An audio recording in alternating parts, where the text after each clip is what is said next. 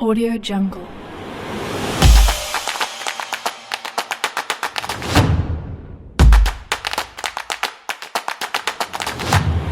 Audio Jungle.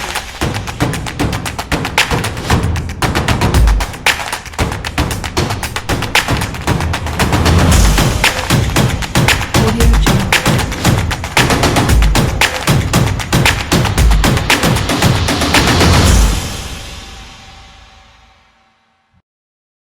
So hello guys, welcome to C++ programming tutorial series by Harshita Gupta.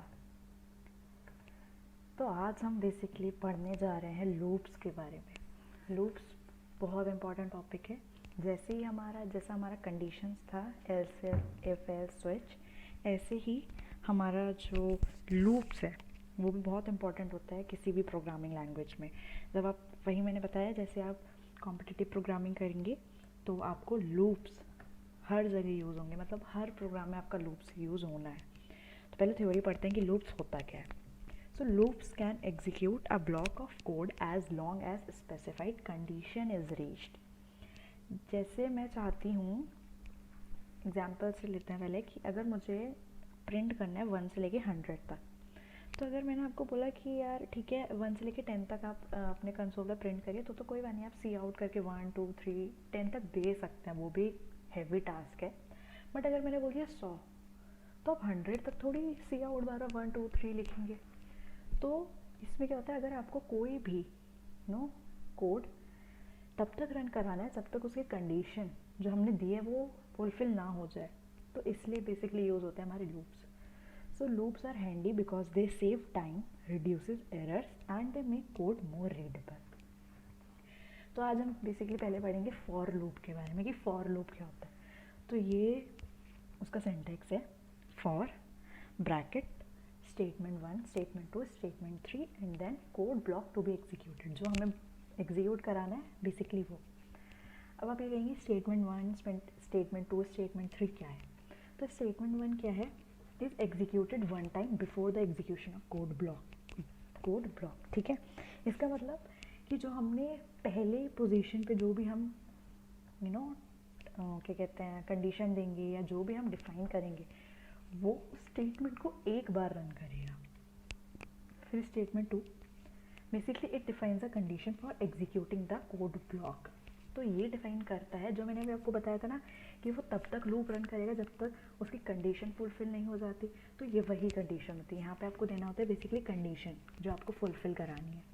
तीसरा होता है statement 3 which is executed every time after the code block has been executed. So basically ये क्या करता है, ये हर बार run होगा जब भी आपका जो कोड ब्लॉक है, जो मैं कहना चाह रही हूँ, जो यहाँ पे लिखा है आपके फॉर लूप के अंदर, तो ये जितनी बार रन होगा उतनी ही बार स्टेटमेंट 3 भी एग्जीक्यूट होगा।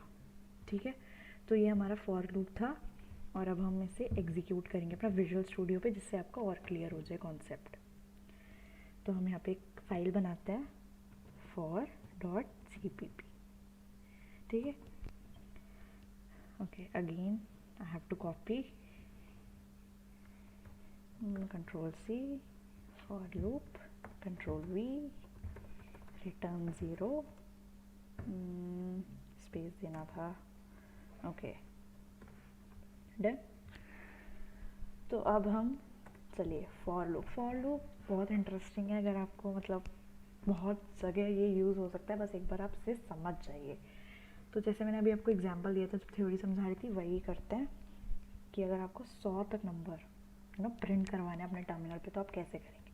तो हमने दिया फॉर, जो स्टेटमेंट 1 था वो मैंने क्या बताया था कि वो एक बार रन होता है। तो बेसिकली हम क्या करते हैं, यहाँ पे अपना जो वेरिएबल होता है हम उसे इनिशियलाइज करते हैं कि मैंने दिया जो इंट आई है उसमें 0 है अभी और वो इंट टाइप का है। तो बेसिकली मैंने क्या बोला, वो एक बार ही रन होगा, तो हमने बस इनिशियलाइज कर दी। फिर आई की वैल्यू मैं चाहती हूँ कि 50 तक जाए।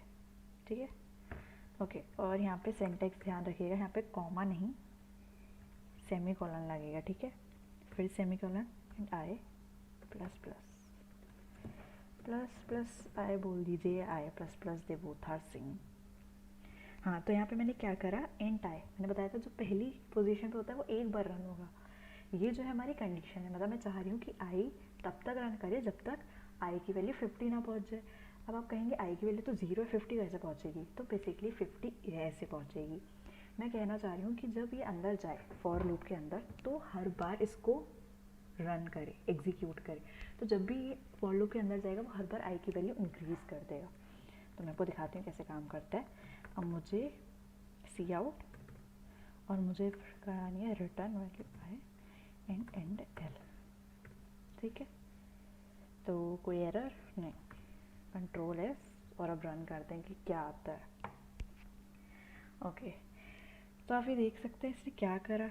इसने मुझे 0 से लेके वैल्यू 1 2 3 4 49, मैंने लेस देन 50 बोला था, अगर मैं इक्वल्स टू 50 बोलती तो ये 50 तक देता है। ये आप पे डिपेंड करता है कि आप क्या कंडीशंस यूज़ करना चाहते हैं, ठीक है।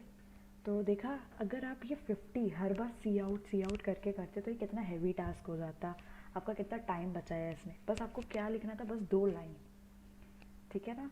उसने आपको 50 तक ये प्रिंट करके दे दी। एंडल मैंने बेसिकली यूज़ करा था कि वो हर दूसरी लाइन में जाकर आपका प्रिंट करे। चलिए अब हम एक और एग्जांपल लेते हैं कि अगर मुझे अपना नाम 5 बार प्रिंट करवाना है तो वो कैसे करेंगे, ठीक है। ऐसे ही करना है, वैसे कुछ बड़ा काम नहीं है। तो हमें यहाँ पे डिफाइन करना पड़ेगा स्ट्रिंग, ठीक है। स्ट्रिंग नेम हर्षिता, और जो नेम है, ओके नहीं सॉरी, यहाँ पे स्ट्रिंग नहीं देंगे, हमें तो जो सी आउट कराना है वो करेंगे ना। तो हम बेसिकली इंट आई देंगे, int I is equals to 1, पहले 1 है, फिर जो आई है वो इक्वल्स टू, मैं चाहती हूँ जो आई की वैल्यू रन करे वो लेस देन इक्वल्स टू 5, फिर प्लस प्लस आई, ठीक है। और यहाँ पे मैं आई की जगह कराना चाहूँगी हर्षिता। ट्राई करते हैं कि क्या होता है, ठीक है। Control S and let's run. Okay, तो आपने देखा कि ऐसा नहीं है कि आप सिर्फ आई की वैल्यू दे सकते हैं। ये बेसिकली होता है कि आपका लूप कितनी बार चले। मैंने बताया था ये हर बार इंक्रीमेंट होगी वैल्यू, जब भी ये इसके अंदर जाएगा फॉर लूप के अंदर आई की वैल्यू बढ़ जाएगी।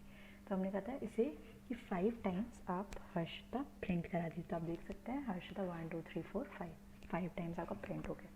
तो हमने देखा फॉर लूप आपके सारे हैवी टास्क है जो आपको रिपीटेटिवली करने हैं, कोई भी टास्क, उसको कितना इजी बनाता है जस्ट इन 2 लाइन्स, ठीक है। थैंक यू गाइज, आगे का हम नेक्स्ट वीडियो में कवर करेंगे।